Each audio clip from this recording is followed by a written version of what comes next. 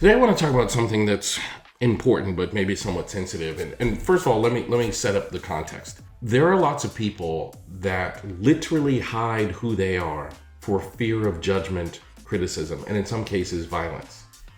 Like they literally hide it. And there are some cultural aspects to this. So a lot of people know African Americans were not allowed to play professional baseball several decades ago. Jackie Robinson famously broke the color barrier in Major League Baseball. But what a lot of people don't know, let me talk to you about like hiding pieces of who you are.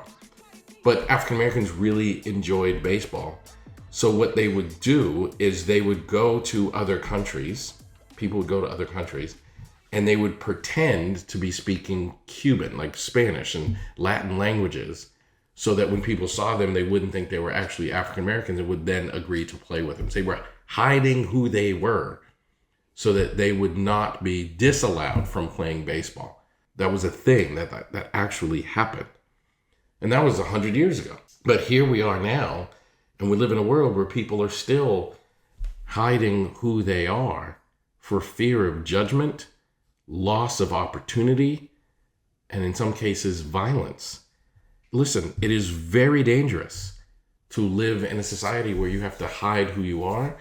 And today I want to talk about how to overcome that and be your true, authentic self. So welcome back to the aha moments, where every day I share the lessons I've learned in my work as a psychotherapist and in my life to inspire you to live your very best life. Of course, I'm your host, Elliott Connie.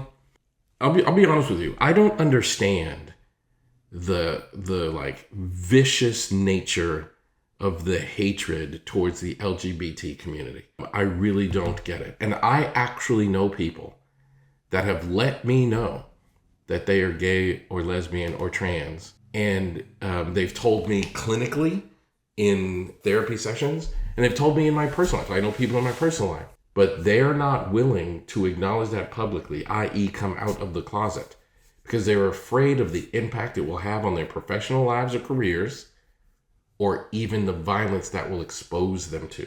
And I think that that's crazy, because what we have to understand is the highest suicide rate in the world is in the trans community.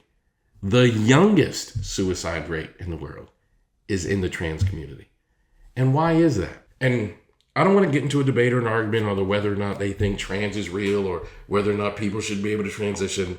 That's not what I'm talking about. But let's say that Elliott Connie, born male, decides that my true authentic self is I want to live as a female.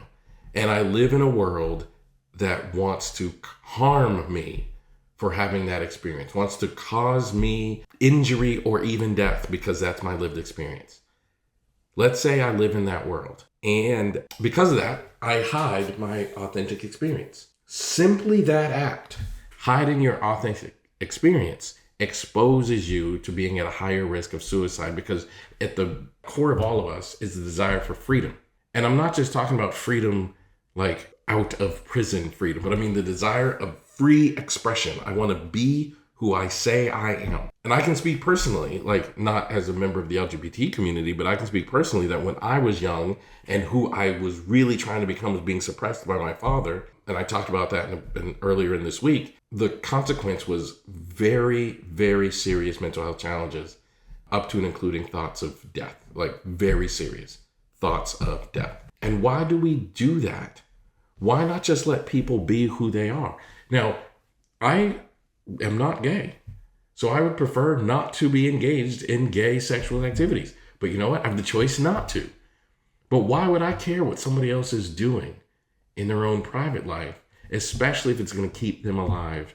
And if that is your way of being your true authentic self, then why not allow people to pursue that? I think that needs to matter. And I think we need to spend more time analyzing not just necessarily how people can become more courageous to be their true authentic self, but also what can we do as a society to make it safer for people to express their true authentic nature. Let's help people feel safe by creating spaces for them where they can feel safe. So here's my challenge, I think, for people. Number one, I want you to be a safe place for people to be who they are, as long as they're not interfering with your life. And number two, call out others who are not. I think that's the only way society will improve. Thanks for being here.